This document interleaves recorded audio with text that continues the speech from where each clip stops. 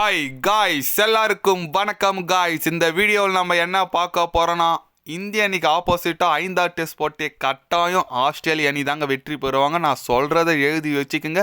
எனக்கு ஆஸ்திரேலிய அணி மேலே நம்பிக்கை இருக்குது அப்படின்னு சொல்லிட்டு முன்னாள் ஆஸ்திரேலிய வீரர் ரிக்கி பாண்டிங் பார்த்தீங்கன்னா ஆஸ்திரேலிய அணிக்கு சாதகமாக பேசியிருக்காரு. அது மட்டும் இல்லாமல் இந்த போட்டி வெறும் 3 நாளில் முடிஞ்சிடும்னு சொல்லிட்டு சில பல கருத்துக்கள் போட்டி குறித்து பேசியிருக்காரு. அவர் என்ன பேசினார், ஏது பேசினார் சொல்லிட்டு வீடியோ டீட்டெயில்டாக பார்க்கலாம்.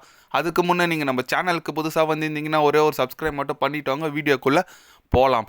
ஆமாங்க, சிட்னியில் பார்த்தீங்கன்னா இப்போ மேட்ச் தொடங்கி ஆடிட்டு வந்துட்டு இருக்காங்க. அது போட்டி குறித்து ரிக்கி பாண்டிங் என்ன சொன்னாருன்னு கேட்டிங்கன்னா, எனக்கு ஆஸ்திரேலியா அணி மேலே நம்பிக்கை இருக்குது. கட்டாயம் இந்த 5ஆவது டெஸ்ட் போட்டி வென்று இந்த சீரீஸை 3-1 சொல்லிட்டு வின் பண்ணுவாங்க. அது எனக்கு கிளியராக தெரியும். அது மட்டும் இல்லாமல் போட்டி பார்த்தீங்கன்னா 3-4 நாளுக்குள்ளே முடிஞ்சிடும். ஏன்னா இது ஃபுல் ஃபாஸ்ட் போலிங் அட்டாக்கு ஒரு ஃபேவரான பிச்சு.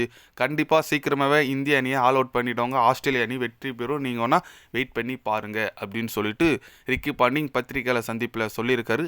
அவர் சொல்கிறது அவ்வளோ கான்ஃபிடண்ட்டாக சொல்கிறத பார்த்தா நந்தரும் போலங்குது. ஏன்னா அந்த மாதிரி தான் ஆடிட்டு வந்துட்டு இருக்காங்க. இப்போ ஃபஸ்ட் இன்னிங்ஸ் இந்தியா தான் டாஸ் வின் பண்ணி பேட்டிங் ஆடிட்டு வந்துட்டு இருக்காங்க. வெறும் 57க்கெலாம் 3 விக்கெட் விழுந்துருக்குங்க நம்ம இந்திய அணி. இது என்ன சொல்கிறதுனே தெரியல. வழக்கம் போல் ரோஹித் சர்மா டீமில் இல்லைங்க. அவர் நிறைய பேர் விமர்சனம் பண்ணிங்க. ரோஹித் சர்மா கேப்டன் இல்லை, பும்ரா தான் கேப்டன். அதுக்கப்புறம் கில் வந்தார். கில் 20 ரனில் காலி, ஜெய்ஸ்வால் காலி, கேஎல் ராகுல் காலி, அப்படியே டாப் 3 காலி. இப்போ விராட் கோலி, ரிஷப் பண்ட் மட்டும்தான் ஆடிட்டு வந்துட்டு இருக்காங்க.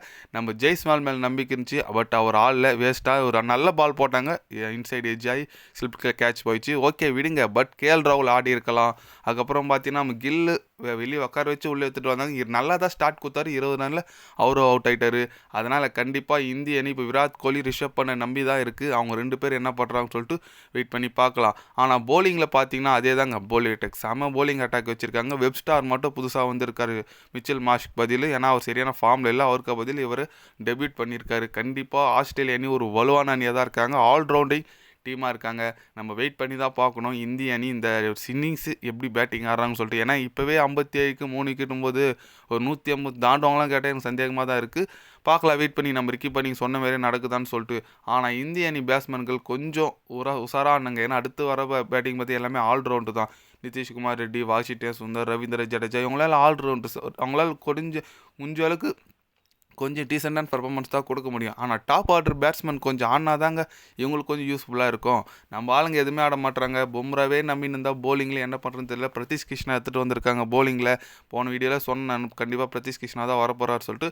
அவரும் ஒரு டால் பவுலருங்க. என்ன எதனா பண்ணுறாரான்னு பார்க்கலாம். ஏன்னா ஆகாஷ் தீபுக்கு இன்ஜுரி ஆகிட்டு இருக்கு. அதுக்கு பதில் இவர் வராரு. கண்டிப்பாக எதனா பண்ணுறாரான்னு சொல்லிட்டு நம்ம வெயிட் பண்ணி பார்க்கலாம். நீங்கள் சொல்லுங்கள், இந்திய அணி இந்த 5ஆவது டெஸ்ட் போட்டி வெற்றி பெறுமா இல்லை ரிக்கி பாண்டிங் சொன்ன மாதிரியே தோக்குமா? உங்களோட கருத்து என்னன்னு சொல்லிட்டு கமெண்டில் சொல்லுங்கள். இது போன்ற ஸ்போர்ட்ஸ் யூஸாக தெரிஞ்சுக்கணும்னா சேனலை சப்ஸ்கிரைபர் லைக்கும் பண்ணிக்கோங்க. கண்டிப்பாக கிரிக்கெட் பற்றி day by day channel update வரும். மறக்காமல் சப்ஸ்கிரைப் மட்டும் கொஞ்சம் பண்ணி வச்சுக்கோங்க. நன்றி, வணக்கம்.